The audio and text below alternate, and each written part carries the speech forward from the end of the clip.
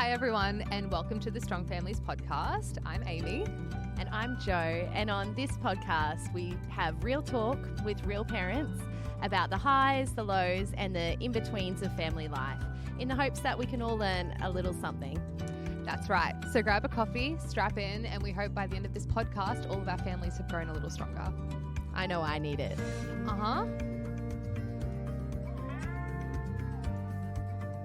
Hi Jo. Hi Amy. How are you? I'm doing really well. Good. Yeah, just Good. we just interviewed Kaz. Yeah, we did. Who's our guest on the podcast today. Yep. And it was definitely, it touches your heart, her story, doesn't it? It really, her strength inspires me so much. Mm-hmm. So I can't wait for people to hear, on the other side of loss. And I'll let her tell her story. Yeah, we'll get to that. We'll let her do it. It is, really, really powerful. And so I think anyone who's been through loss in any form or grief in any form is going to get something from it. Oh, absolutely get something out of it. Before we get into that, Jo, Yes. I was driving here and I was thinking about how I feel like you have all the best stories. Maybe that's because you have a million kids, so there's a million children to have stories about. A million. It does feel like a million. I'm sure it does. Yeah. I'm sure it does. I'll take that. So I was thinking about, especially now that I'm pregnant and I'm 23 weeks now. It was making me think, for one of your kids, you found out you were pregnant at a very interesting time along the timeline of being pregnant. So do you want to tell our listeners your unique story? Well, I mean, I don't want the listeners to hate me because so many people just feel horrible in their first trimester. Jo. They feel so sick. And so when I tell this story, they kind of hate me a little bit because I didn't realize I was pregnant with Oscar until I did the pregnancy test. Yep.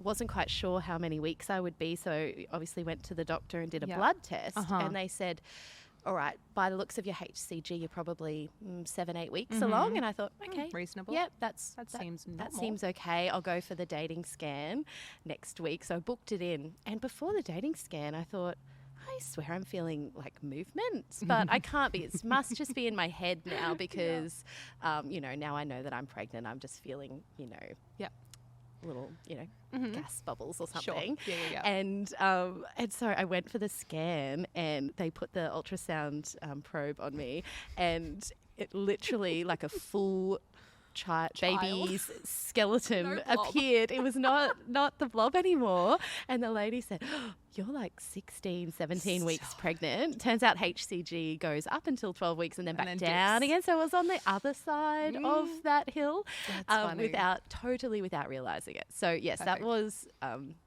kind of embarrassing, I guess, to tell people like, oh, by the way, I'm halfway through my pregnancy that I just found out about. In the second trimester. And yes, anyway, he made me pay for it by the end of the pregnancy. It was very uncomfortable at the end, but the start, amazing start to a pregnancy. So I'm so happy for you. Yeah, thank you. As someone at 23 weeks this morning was about to hurl in the car, I'm so happy for you. I appreciate it. Anyway, so yes, enough about me. Okay, cool. Done.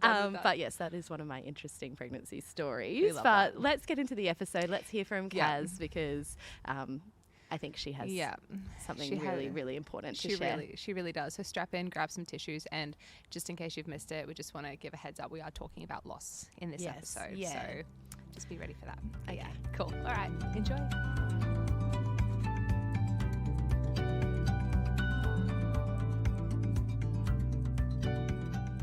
Okay, well, hello Kaz. Welcome to the Strong Families podcast. Hi. We are so excited to have you on. I'm just really excited to hear your story. I know a little bit of it, but I think it's going to really bring a lot to us and to our listeners. So thank you for coming on. But we always like to start our podcast by just asking people what their family snapshot is. So if you could give us a picture of your family, what you're like, who's in it, your interests, just a little bit of detail about your life. Paint away. Can I be a little bit raw from the get-go? Of course you can. We love that, yes. That's actually a little bit of a hard question for us and for me because if you ask me what my family snapshot is, it's myself, my beautiful husband Steve, and our 3 kids, Hannah, Josiah and John. But if you were to physically take that snapshot, you would only see Steve and I and our 2 boys. So those kind of questions. Yeah, and I know this season it's on the other side of, and I've just jumped in with both feet and landed us on, hi, this is the other side of loss. And those questions are actually a bit tricky to navigate. Yeah. But having said that, I have husband, 2 beautiful boys, a 4-year-old and an 8-month-old, and they are on the go. Yeah, 2 So- boys. I've got 1 boy, so I get it, but she's got the 2. Yeah, 2 She's got the boys, 2. and they're definitely, boys are their own thing. They're full of energy, but they're so sweet. I don't know if your boys are the same. I feel like I've got a really sweet boy, and I love it. I love being a boy mum. Yeah. I've got 2 very strong-willed boys. Yeah. Okay, Very great. strong-willed Yeah. boys. Which you always tell yourself this will be good, but it is testing at times, I'm sure. And they're just busy, aren't they? Boys Yes. are busy at those ages, Yes. on the go, and it can be hard to keep up sometimes. A little bit. Yeah. And what about you and Steve? What are you guys like? How long have you been together? So we've been married 11 years. We've known each other. I met Steve when I was 11. Whoa. So we've my known each other a goodness. very long time. Yeah. And we like hanging out. We like coffee. We like good food. Yeah. Yeah. That's us. Foodies. Yep. Awesome. Not quite foodies, more coffee snobs. Coffee snobs. Okay, great. Nice. And you were saying Steve has a whole heap of hobbies. He does. But you only have one hobby, but they're probably equally financially taxing. Yeah. Yes. My hobby is study, and study is not cheap. Yep. No, books are expensive. Good books. Yeah. Yeah. So what do you do for work, Kaz? I'm a curriculum writer, so I write curriculum. Hence the study. You got to know what you're writing, I suppose. I do. So I currently look after English and the humanities for a distance education provider for years 7 to 9, and that keeps me out of mischief. Yeah. Yes. We keep you very busy. Keep you Plus, very plus busy. the boys and everything that is involved with that. Yeah, so you work at home. I do. Right. So does that mean you're mumming at the same time as working? At the moment, yes. Okay. So Josiah goes to daycare 4 Yeah. days a week, and Yeah. my wonderful sister has him the other day. Oh, bless. But John is at home with me at the moment. Yeah. And that's its own sort of special. Yeah, it really is. I experience that myself. It's a challenging balance, Yes. for sure. Do you find that as he's getting older, it's getting more challenging? Yes. Okay. Are you feeling in your mind, you're like, okay, we're going to need to make some changes at some point? We will. Yeah. We will. But it's a case of, with John, it's a little bit, we've got some things to navigate to make sure course. that it's Of course. safe and good. And Of course. Yeah. Yeah. So, Well, let's just jump in because I mean, we asked you on this podcast because we knew that you'd walked through loss and that was probably one of the most heartbreaking, devastating losses that a parent can experience, the loss of your daughter Hannah. So would you mind just telling us her story? yeah. So Hannah was born in 2014, and as our first, we had absolutely no idea. And they say your first is a steep learning curve. Well, Hannah came with extra steep. So when she was born, she was perfect. Beautiful baby, very healthy. No indication that there was anything going on. It wasn't until we had a pediatrician visit, and this pediatrician had seen the condition before, and so she kind of 5-alarm fire and referred us to the Royal Children's for a neurology consult and blood How old test. was Hannah at that point? Hannah was 3 months old when she was diagnosed. Oh, wow. So she was diagnosed on the 1st of April. Okay. And it's kind of a bit of a brutal conversation. You go into the hospital going, it's big and scary, and because it's big and scary, I took my mum. Of course, yes. Fair enough. And so we went, and the doctor sat there, examined Hannah, and kind of looked at us and went, I am 90% certain that Hannah has a genetic condition called spinal muscular atrophy type 1. Whoa. That would have felt like a hit to the chest. Yeah, because Yeah. I had no idea what that was. Totally. What is that? What is Yeah. spinal muscular atrophy? I've heard of muscular dystrophy. Is Yep. that similar? Like, are we talking wheelchairs? Are we talking... Yeah. And then she said, and this is a terminal diagnosis. Yep. Wow. Second blow. Yep. Yep. So she sent us down to pathology to get some blood tests done so that they could confirm the diagnosis. And we called my dad and Steve, and they came, and we sat and we had a very big conversation with a lot of medical people in the room. Yeah.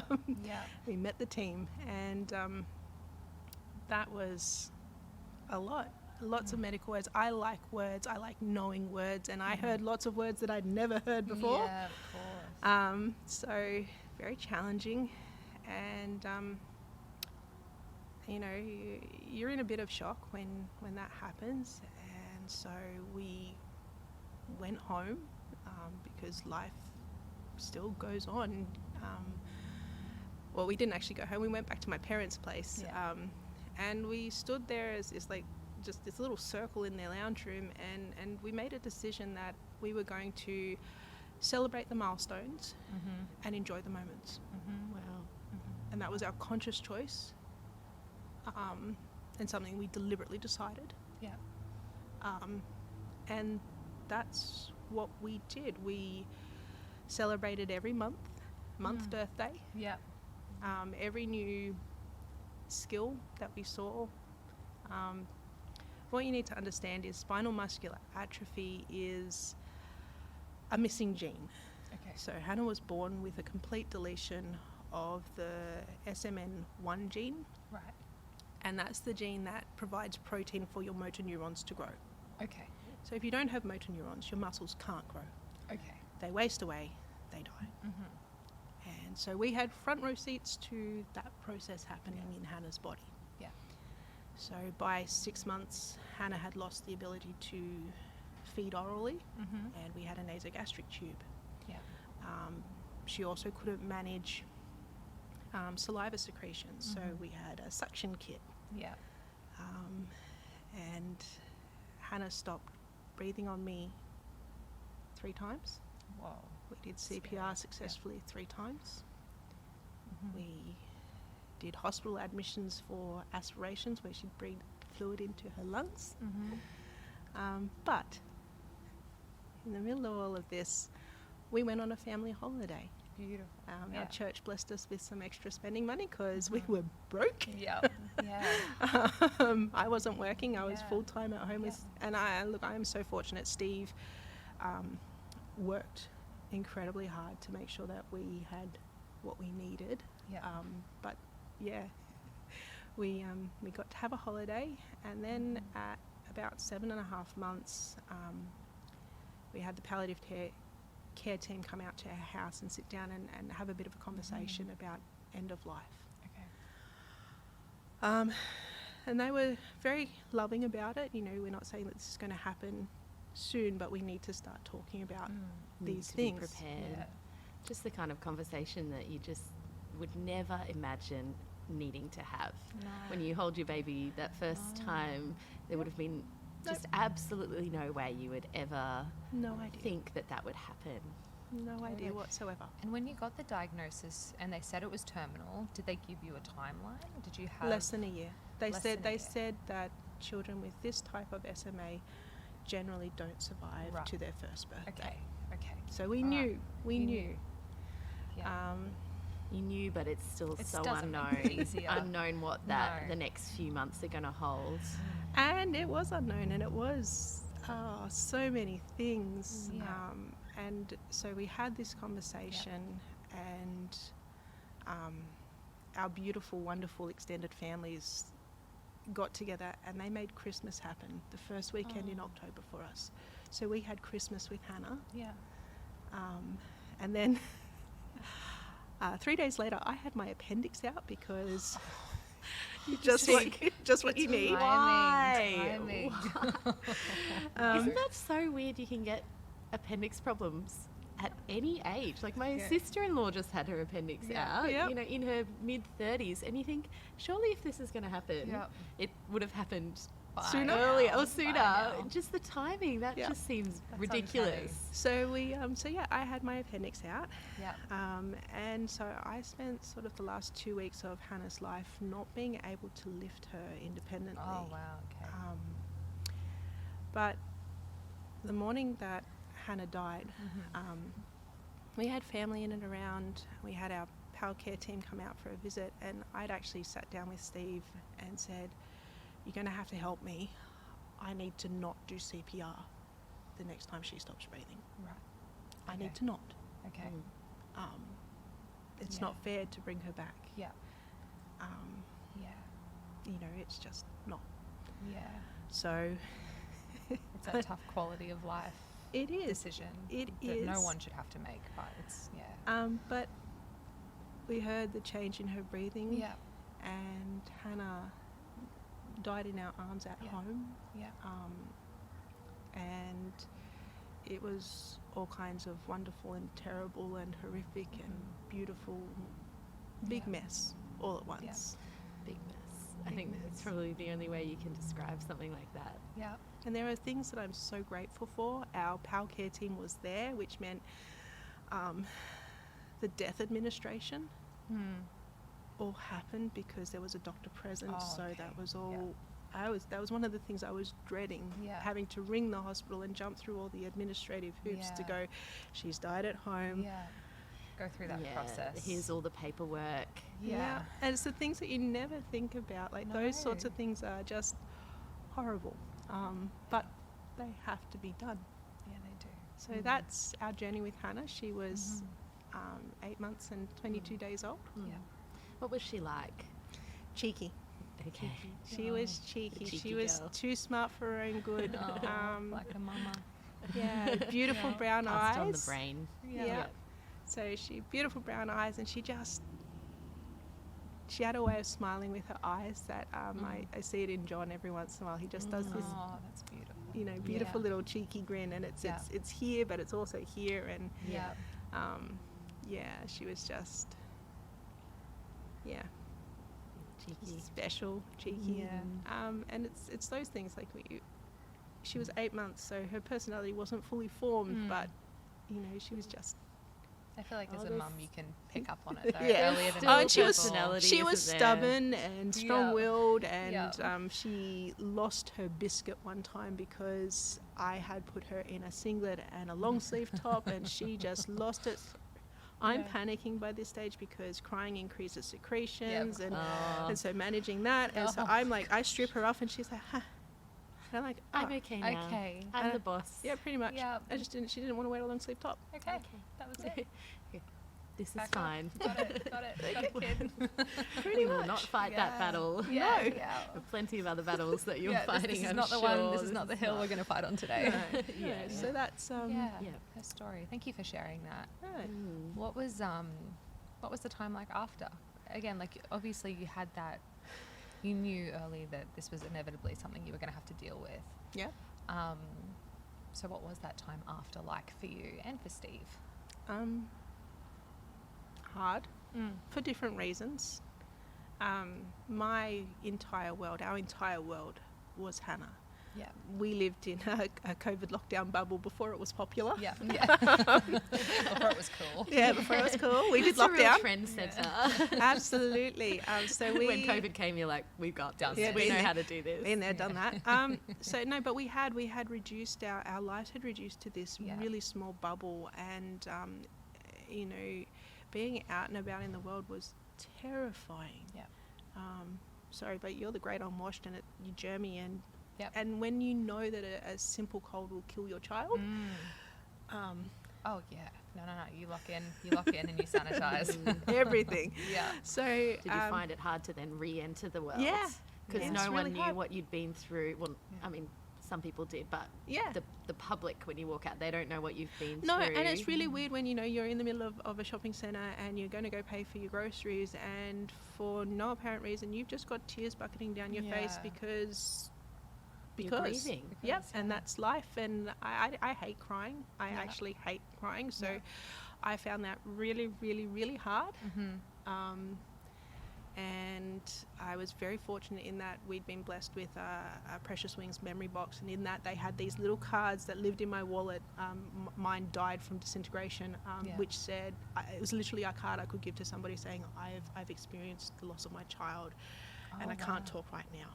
Oh, wow. That's such a good tool. Takes the pressure off you to explain the scenario to someone else. Yeah. You just know that someone created that who'd been in your Who'd been there. position. Absolutely. And they have. Knew, what can we do to help And on the a back of grieving it, parent? We can just create this little it's just a little business tool card that is going to help them in those moments. Wow. Yeah, That's and on so the back of kind. it said, you know, you can ask me if I'm okay. You could possibly get me a glass of water. Yeah. So it had some practical things to do. Yeah, that's such a helpful But tool when to you have. just, Yeah.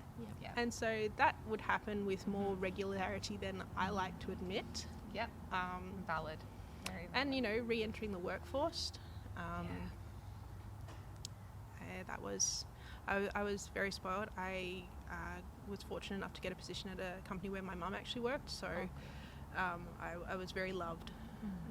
And Before you even entered, they kind of knew your story. Yeah, and so they were very gentle and very loving, and I am the kind of person who give me deadlines and leave me to work, and I'm a very happy camper, so that was the workspace that I was in. Great. So that was good. Did you find work was kind of healing for you because you could just put your head down, get it done, almost kind of disassociate from the grief a little bit? Right. Yeah. I have also been working with a counsellor since Hannah was 6 months old.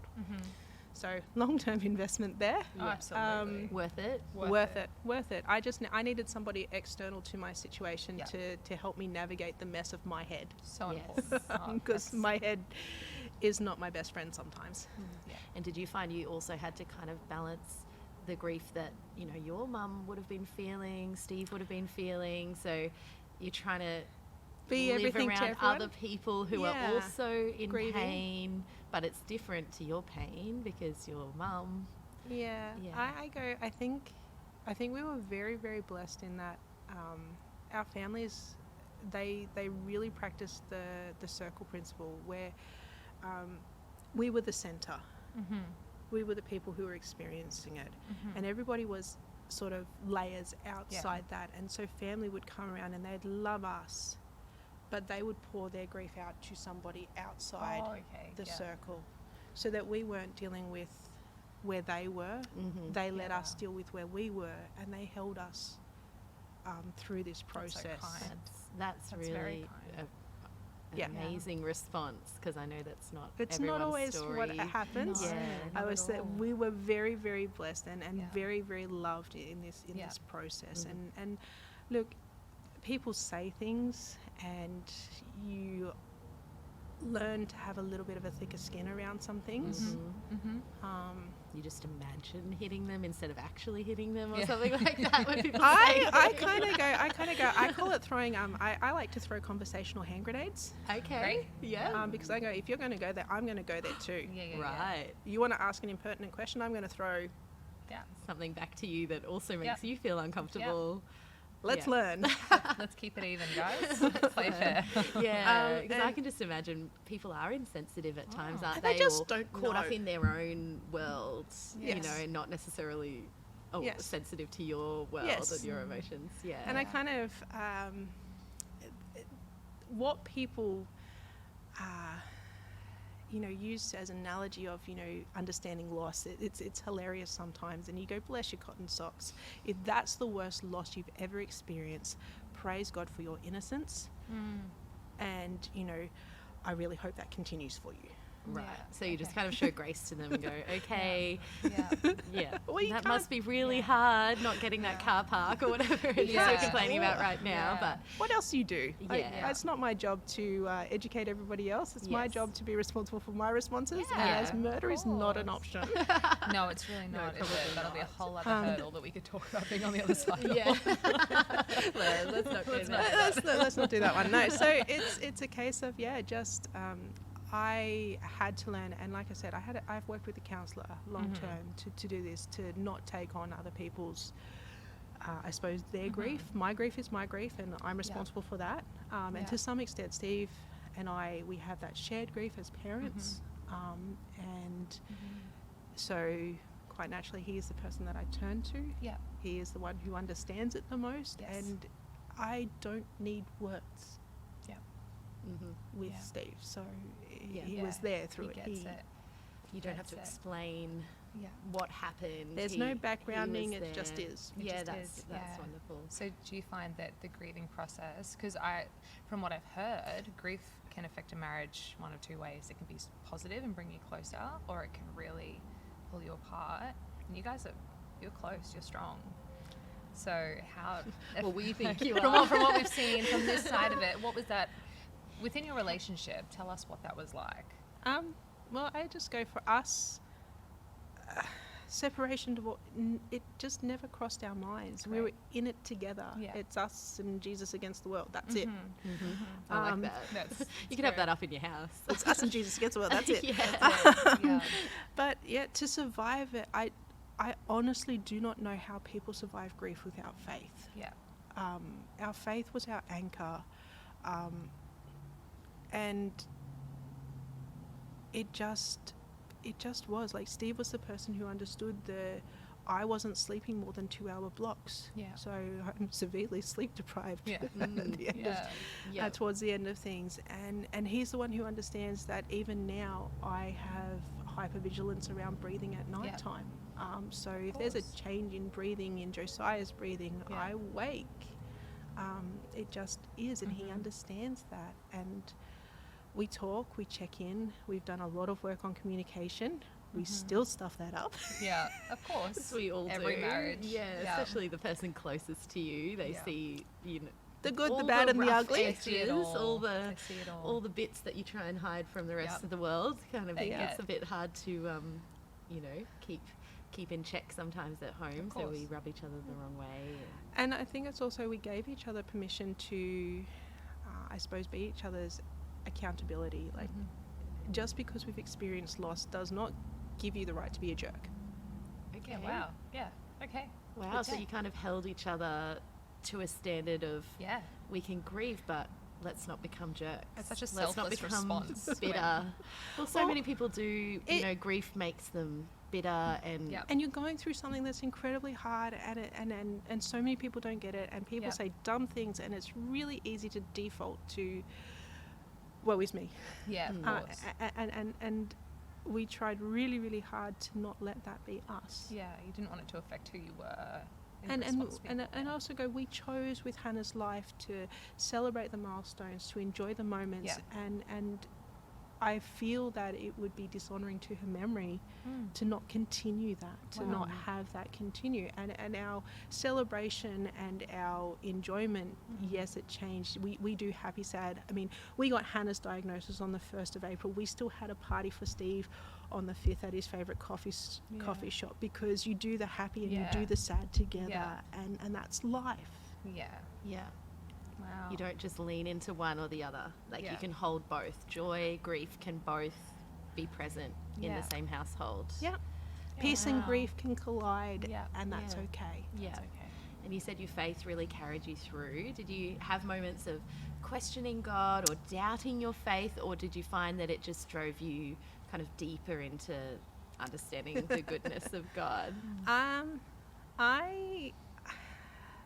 I never questioned the what, what was happening. This is what I kind of was, God, can we have a miracle?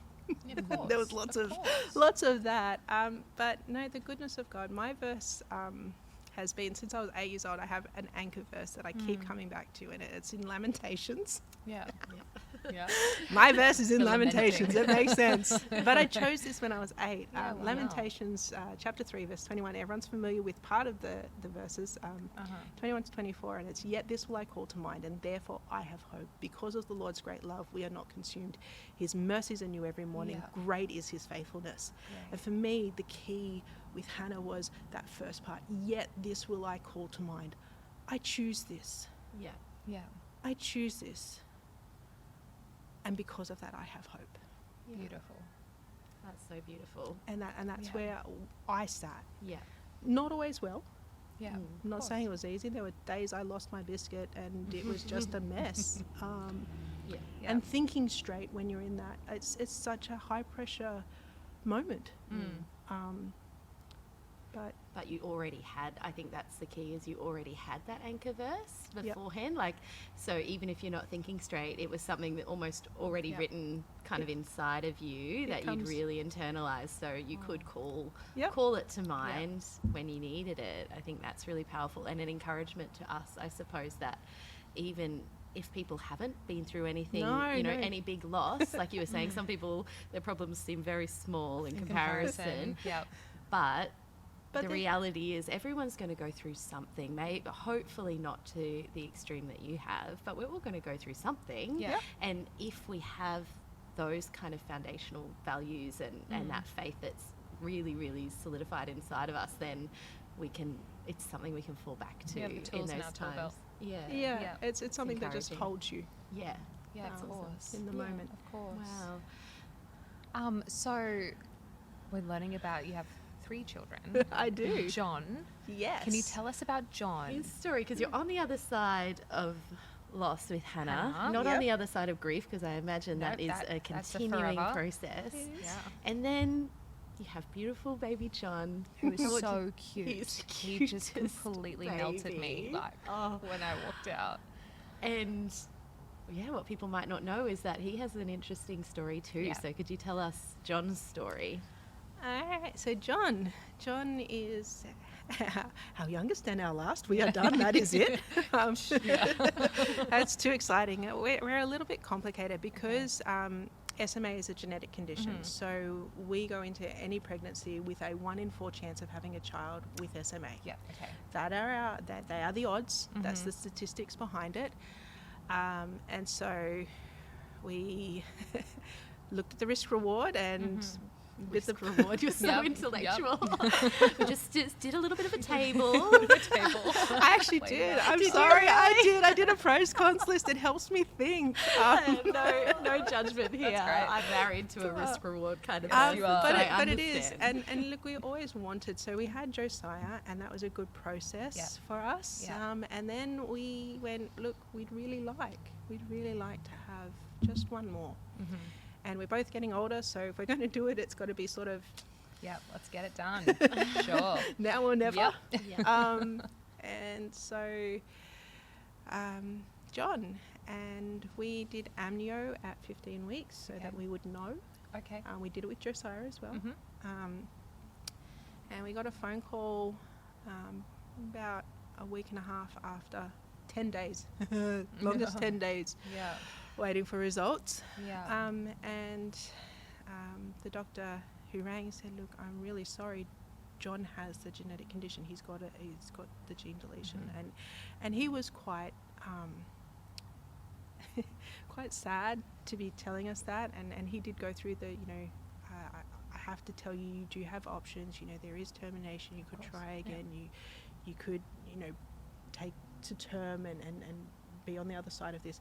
We already had a plan. We had talked about the fact that we had these risks, and in the 9 years at that point since Hannah had died, medical science has done some amazing things in the field of genetics, and so we knew that when we fell pregnant with Josiah, there was a treatment option if he had SMA. Wow. Great. So there was a treatment option. By the time that John arrived, there were 3. There are 3 treatment options for SMA. So we went and we got a referral back to QCH, to the Children's Hospital. We spoke to the neurologist. Hi. Back again. Hello. And it was actually quite a lovely process, because they said, look, we never see the families on the other side. Oh, wow. They don't see that. And so us coming back and going, hi, we're pregnant. We'd like to talk to you about what our options are. We know John has SMA.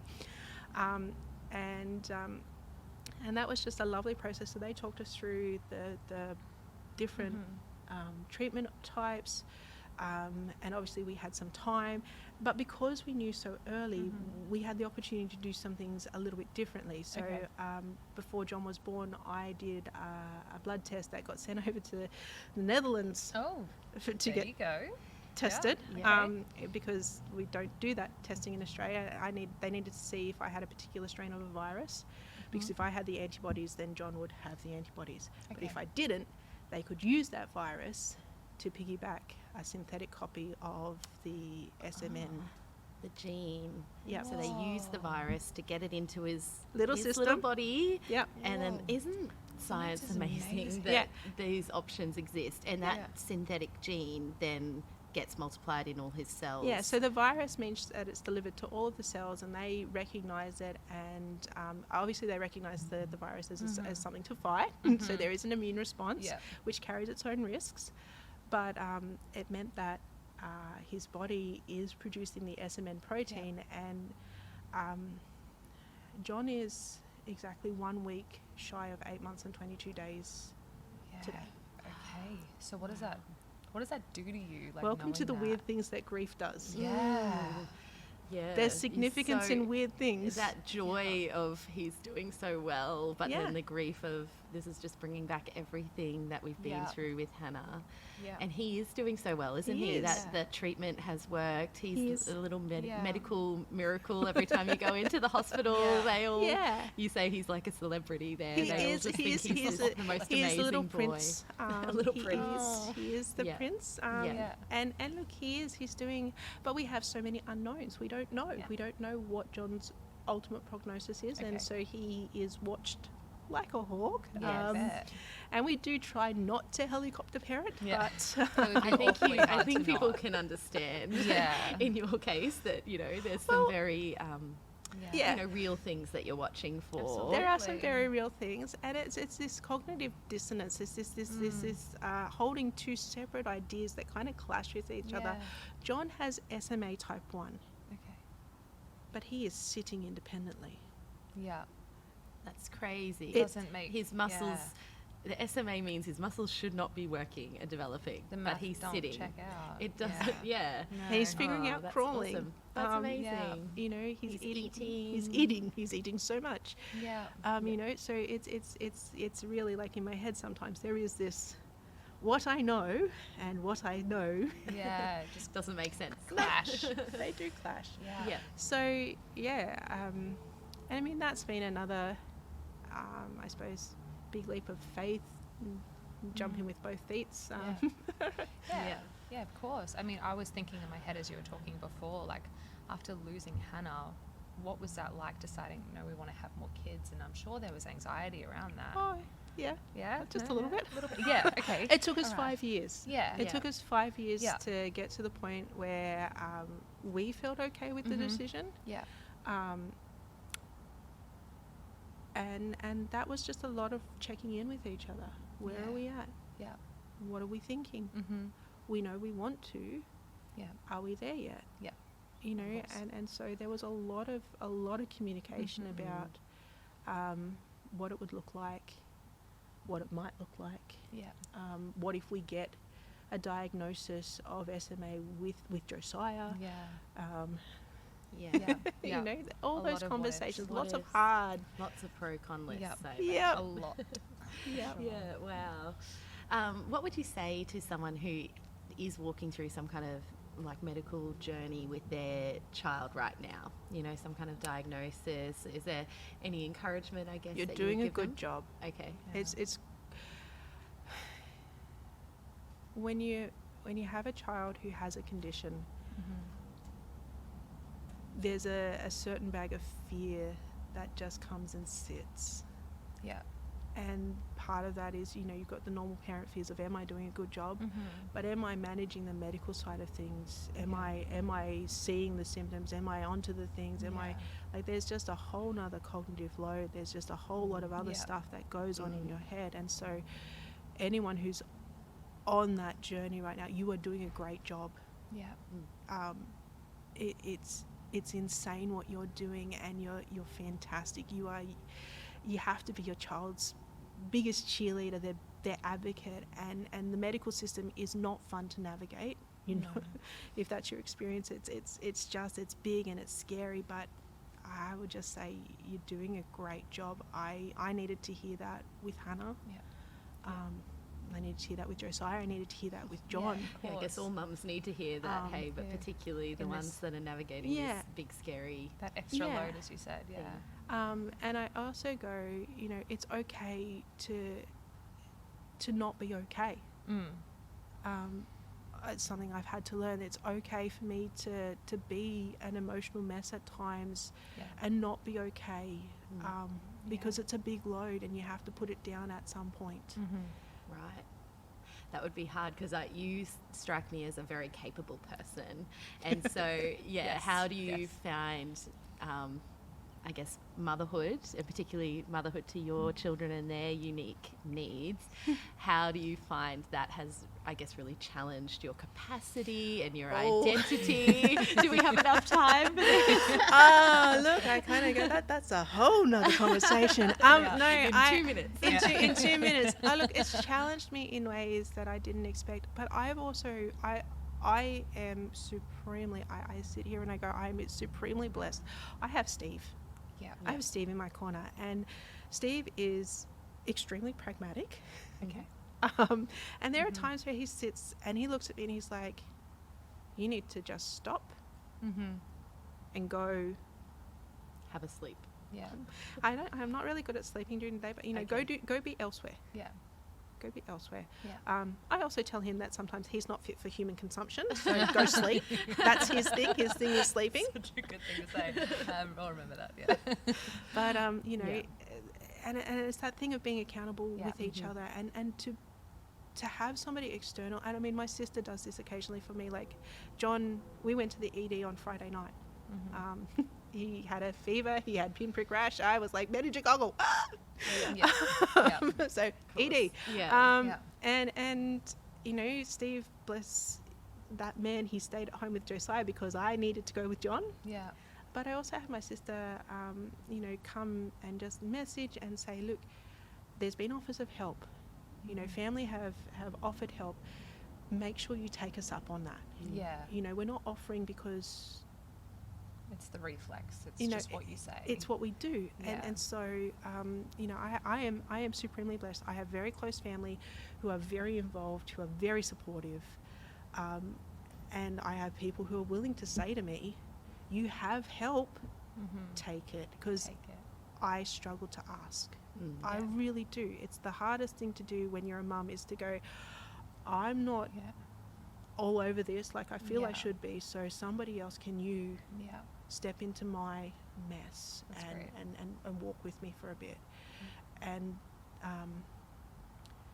I really don't do it well, so having people external to me say, hi, we love you, let us help. A little bit of a verbal slap, with love, with a lot of love, but Yeah. I need that. Yeah, I need that. Amazing. And again, I'm still working with a counsellor because John, diagnosis, big things, and I go, I've been very blessed in that Steve has released, I suppose, our family finance, and to be able to do that, to invest in my mental health, to make sure that we're okay. I mean, he does other things. He goes and shoots gel blasters and races Makes RC knives, doesn't he? cars, and loves his knives and his torches, and he's always talking to my hubby about boy stuff. knives. Comes down to church and crawls around under the stage and runs leads, fixes and our projector when it carks it. Bless that man. He is so a I good go, man. But it's that I suppose two-way. He releases me, I release him. It's just for different things because we have different needs. Awesome. And I think that's part of that. What makes us us. Yeah. Sounds like marriage and community have been a huge factor, I guess, in your journey and being mum, and that's awesome. It's really great. That blew my mind. Like, I know you and I know your face, and Joe told me the story, like just that this happened, and I thank you so much for telling us your story. I know. Thank you for having me. It'll bless so being many. Vulnerable.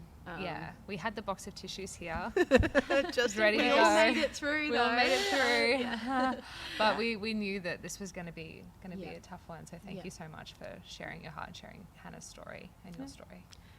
And can I just one thing I'd really like to advocate for, if I can. Of course. If somebody tells you that they've lost their child, our default is to say, I'm so sorry for your loss. And that's not a bad response. Okay. Yeah. But can I really encourage you, if you have the capacity and are able to, sit with that for a moment before you do the knee-jerk, I'm sorry for your loss. Say, I'm sorry. would you like to tell me about your child? Because we're parents. Yeah. I parent Hannah's memory. Yeah. Yeah. That's all that's left for me to do. Yeah. That's all I have the opportunity to do. So if you really want to love on somebody who has lost a child, if they've told you their child's name, use it. Yeah. If they've told you they've experienced loss, ask them. Yeah. They may not be in a place to share. Yeah. But offer it up. They might give you the card. They might give you the card, but Yeah. but you have no idea. You have no idea the world that opens up for families who have walked this or are walking this. Yeah. To talk about them, not brush over their memory, but because talk about them. I'm so sorry for your loss is like can we just shut the lid? down. Can we Let's just not shut it down? back away slowly, because this Yeah. is scary. Yeah. And it is scary, but if you can be okay with the scary for a moment, That's we like talking about our kids. Yeah. That's very good advice for those of us that need to know what do you do. What do you What do you do? What do you say? Yeah. What do you do? I love really that. helpful. And if you Thank can't say that, say, I've got no idea what to say, because we appreciate honesty. Yeah, over communicate the honesty and be honest and open. Yeah, That's right. Well, thank you so much, Thank you, Kaz. And Kaz. I just loved that picture of joy and grief being able to actually live Coexist. side by side. And I think that's really what you've brought us today. We can hear all the joy in your voice when you talk about your kids, but also the grief and how we can respond the same way. Yeah. Joy, celebrate things, but also grieve with people who grieve. So really appreciate Thank you you, sharing your Kaz. story. Thank you for having me.